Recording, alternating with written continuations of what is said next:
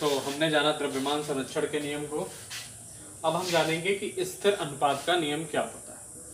रासायनिक संयोजन के नियम में जो पहला नियम था वो हमारा द्रव्यमान संरक्षण का नियम था, जिसको लैवोशिए ने दिया था। उन्होंने कहा था कि जो अभिकारकों की मात्रा होती है वो उत्पादों की मात्रा के बराबर होती है। और अब हम पढ़ेंगे दूसरा नियम, जिसको बोलते हैं स्थिर अनुपात का नियम। जो स्थिर अनुपात का नियम था वो दिया था प्राउस्ट ने। प्राउस्ट एक वैज्ञानिक थे जिन्होंने स्थिर अनुपात का नियम दिया था।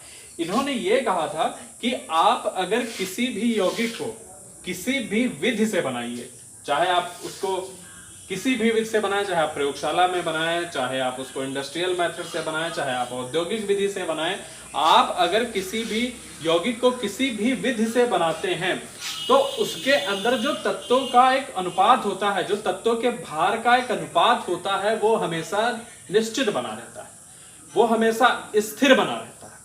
और इसी चीज को, इसी बात को कहा जाता है स्थिर अनुपात का नियम।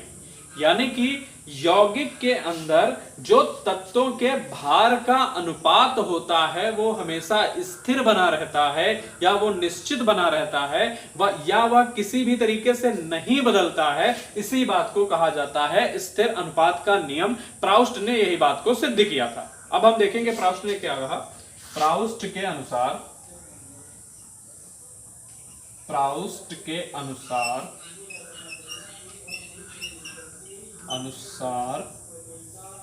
किसी यौगिक में, प्राउस्ट के अनुसार किसी यौगिक में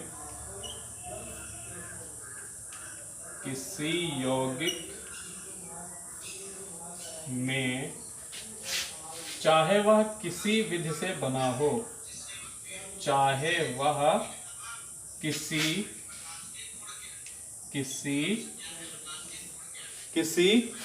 विधि से बना हो, विधि से बना हो, उसमें तत्वों के भार का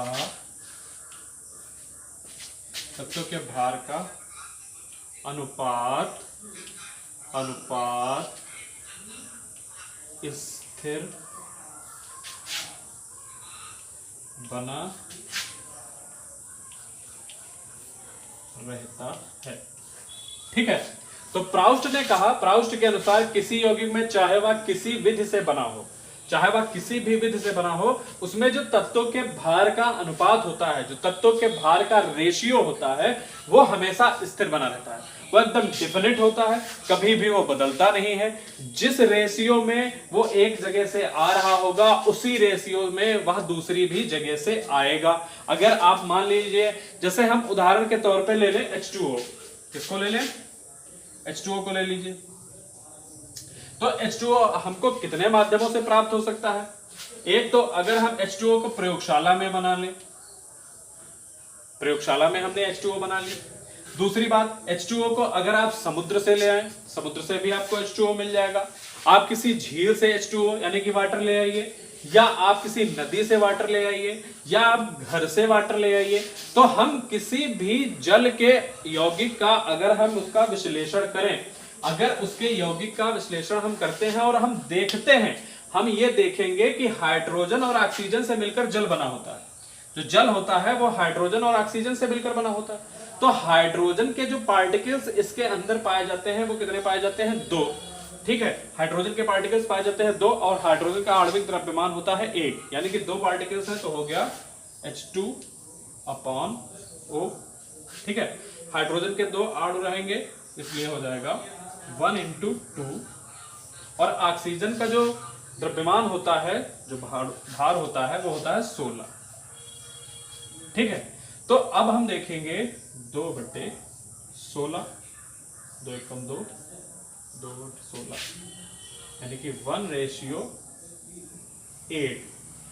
अगर हम H2O को किसी भी विधि से लाएं, H2O को किसी भी विधि से लाएं, अगर आप हाइड्रोजन को और ऑक्सीजन को किसी भी विधि से लाते हैं, तो यहाँ पे अगर आप हाइड्रोजन और ऑक्सीजन का अनुपात देखेंगे, तो हाइड्रोजन और जो ऑक्सीजन का अनुपात है वो हर जगह पे 1:8 ही दिखाई पड़ेगा।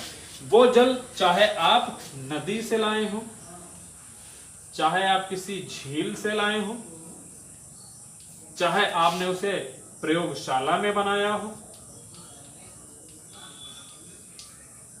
चाहे आप उसे घर से लाए हो, ठीक है। तो जो H2O का रेशियो है वो हमेशा 1:8 ही आएगा। वो H2O किसी भी विधि से क्यों ना बनाया गया हो, उसका जो रेशियो होगा वो 1/8 ही रहेगा, यानी कि 1:8 ही रहेगा। इसलिए प्राउस्ट का जो ये नियम है यहाँ पे इसकी पुष्टि होती है और ये सिद्ध होता है, एकदम सिद्ध हो जाता है कि उन्होंने जो बात बताई कि किसी यौगिक में चाहे वह किसी भी विधि से बना हो उसमें तत्वों के भार का अनुपात स्थिर बना रहता है। तो उसको हमने जाना कि हम जो जल लेंगे वो हम प्रयोगशाला से लाए और हम नदी से लाए, और जब हमने सारे जल के जो सैंपल लाए थे, जो हमने उसके लाए थे कुछ नमूने, उनकी जब हमने जांच करी तो हमको ये पता चला कि उसके अंदर जो हाइड्रोजन और ऑक्सीजन का जो रेशियो है वो 1/8 ही आ रहा है, अर्थात प्राउस्ट के नियम की यहाँ पे पुष्टि होती है। तो एक बार हम फिर से दोहरा लेंगे, प्राउस्ट के अनुसार किसी यौगिक में चाहे वह किसी भी विधि से बना हो उसमें तत्वों के भार का अनुपात स्थिर बना रहता है। आगे आपका आएगा गुणित अनुपात का नियम, जो हम नेक्स्ट वीडियो में कवर करेंगे। फिलहाल जो भी हमने बता दिया है उसको आप क्लियर करिए, और अगर समझ में आए तो कमेंट करिएगा, ठीक है।